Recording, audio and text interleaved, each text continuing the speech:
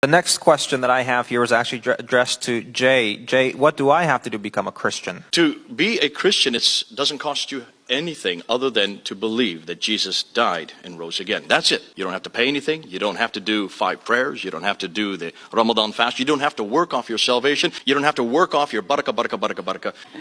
Yeah, at first I thought I wouldn't say anything, let Jay answer his question, but because he made some comments about Islam and earning barakah, I want to say something about that. How do you know that Jesus rose from the dead for you? Well, that's because the Gospels say so. But how do you trust the Gospels? Because they're inspired. How do you know they're inspired? Well, we don't even know who wrote them. It turns out that the Gospels actually wrote their stories to convince us that Jesus rose from the dead. But when you look at the stories carefully, you see that the contradictions between them show that the stories are contrived and there is no good evidence that Jesus actually rose from the dead. The Muslim belief that God raised Jesus into heaven is based on the Quran. But if we were to leave the Quran aside and look at the Gospels, we would have no confidence that Jesus actually rose from the dead. You say that you don't have to do any good work, then why did Paul say work out your own salvation with fear and trembling? Why does the book of Revelation say that when Jesus comes back, he's going to judge people according to the works that they have done?